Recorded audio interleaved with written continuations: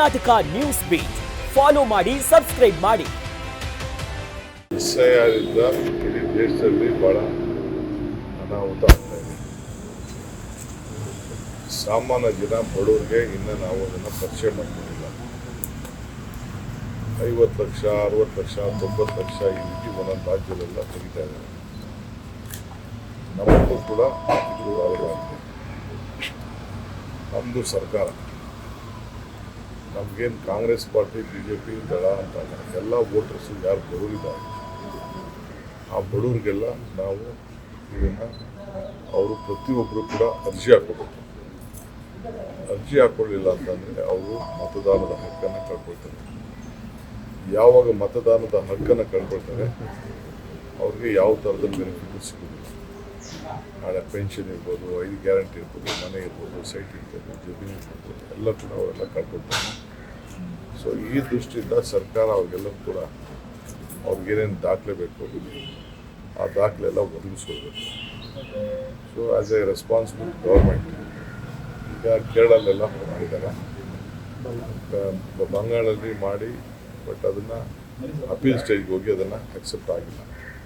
ಕೆಲವರು ಮಾತ್ರ voting right ಕೊಟ್ಟಿದ್ದಾರೆ. ಹಾಗೆ ನಾವು ಎಲ್ಲರಿಗೂ ಕೂಡ ಎಲ್ಲ ಪಾರ್ಟಿಯವರು ಕೂಡ ಅವ್ರ PLAಗಳನ್ನ ಮಾಡ್ಕೊಳ್ಳಿ, ಎಲ್ಲರೂ ಕೂಡ ಮಾಡಲಿ. ಸೊ ನಮ್ಮಿಂದ ಏನು ತಪ್ಪಾಗಬಾರ್ದು, ಸರ್ಕಾರದಿಂದ ಏನು ತಪ್ಪಾಗಬಾರ್ದು. ನಾವು ಎಲ್ಲರಿಗೂ ನ್ಯಾಯ ಒದಗಿಸ್ಕೊಳ್ಬೇಕು ಅನ್ನೋ ದೃಷ್ಟಿಯಿಂದ. ಎಲೆಕ್ಷನ್ ಗೆಲ್ಲೋದು, ಸೋಲೋದು, ವೋಟ್ ಹಾಕೋದು ಅದೆಲ್ಲ ಬೇರೆ ವಿಚಾರ. ಅವ್ರು ಯಾರಿಗೂ ಕೂಡ ನಮ್ಮ ಜವಾಬ್ದಾರಿ ಮತದಾನ ಹಕ್ಕನ್ನು ಕಳ್ಕೊಳ್ಬೇಡಿ. ಪಾಪ ಹಳ್ಳಿ ಜನಕ್ಕೆ ಏನು ಗೊತ್ತಿರ್ತದೆ, ಎಲ್ಲೋ ಏನೋ ಕೆಲಸ ಮಾಡ್ತಾ ಇರ್ತಾನೆ. ಈಗೆಲ್ಲ ಗುಳೆ ಹೋಗಿದ್ದಾರೆ, ಗೋವಾಗೆ ಹೋಗಿದ್ದಾರೆ, ಮುಂಬೈಗೆ ಹೋಗಿದ್ದಾರೆ, ಬೆಂಗಳೂರು ಬಂದಿದ್ದಾರೆ, ಎಲ್ಲ ಕಡೆ ಹೋಗಿದ್ದಾರೆ. ಅವರು ಎನ್ಯುಮಿನೇಷನ್ ಫಾರ್ಮ್ಗೆ ಸೈನ್ ಹಾಕಲಿಲ್ಲ ಅಂತ 3 ಸತಿ ಹೋಗ್ತಾರಂತೆ.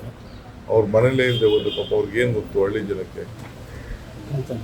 ನಾನೇ ನನ್ನ ಎಲಿಮಿನೇಷನ್ ಫಾರ್ಮ್ ಸೈನ್ ಹಾಕಿಲ್ಲ ಅಂದರೆ ನನ್ನದೇ ಓಟ್ ಬಿಟ್ಟಿಲ್ಲ, ಅಮರ್ತ್ಯಸಿಂದೇ ಓಟಿಲ್ಲಂತೆ, ಮಹಾರಾಜದೇ ಓಟಿಲ್ಲಂತೆ. ಆ ರೀತಿಯೆಲ್ಲ ಆಗಿದೆ.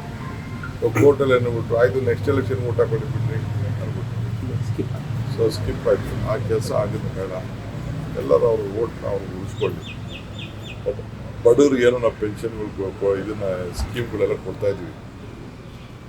ನಾಳೆ ಬೆಳಗ್ಗೆ ಆ ಸ್ಕೀಮೆಲ್ಲ ಹೊಂಟೋಯ್ತು. ಬಸ್ಸಲ್ಲಿ ಅಲ್ಲಿ ಅಕ್ಕಿ ಕಾರ್ಡ್, ಅಕ್ಕಿ ಕೊಡೋದು, ಗೃಹಲಕ್ಷ್ಮಿ ಕೊಡೋದು, ಗೃಹ ಜ್ಯೋತಿ ಇಲ್ಲ ಅಂದರೆ ಅವ್ರು ಏನು ಹೇಳ್ತಾರೆ, ನಿಮ್ದು ಓಟ್ ಇಲ್ಲ ಅಂದ ತಕ್ಷಣ ನೀವೇ ಓಟ್ ತೆಗೆದಾಕಿರಿ. ಅವ್ರೇನು BJP ಓಟ್ ತೆಗೆದಾಕಿದ್ರು ಅಂತ ಹೇಳಲ್ಲ, ಸೆಂಟ್ರಲ್ ಗೌರ್ಮೆಂಟ್ ಸರ್ಕಾರ ಅಂತ ಹೇಳ್ತಾರೆ. ಸೊ ಅದಕ್ಕೆ ಜಾಗೃತಿ ಮೂಡಿಸುವಂಥ ಕೆಲಸ ಮಾಡಿ. ಸರ್, ಇವತ್ತಿನ ಸಭೆಯಲ್ಲಿ ಎಲ್ಲ ಶಾಸಕರು ಕೂಡ್ತಾರೆ.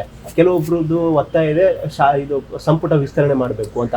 ಕೆಲವು ಗೊಂದಲಗಳು ಇದಾವೆ. ಇವತ್ತು ಬಗೆಹರುತ್ತೆ ಎಲ್ಲ? ಯಾವ ಗೊಂದಲನೂ ಇಲ್ಲ, ಯಾವಿದು ಇಲ್ಲ, ಏನಿಲ್ಲ. ಫಸ್ಟು ನೀನಿದ್ರೆ ನಿನ್ನ ಪಾರ್ಟಿ ಇದ್ದರೆ ನೀನು ಫಸ್ಟು ಪಾರ್ಟಿ, ನೀನು ಫಸ್ಟ್ ಇರಬೇಕು. ಆಮೇಲೆ ಮಿಕ್ಕಿದೆಲ್ಲ ಸ್ಥಾನ. ಕರ್ನಾಟಕ ನ್ಯೂಸ್ ಬೀಟ್ ಫಾಲೋ ಮಾಡಿ, ಸಬ್ಸ್ಕ್ರೈಬ್ ಮಾಡಿ.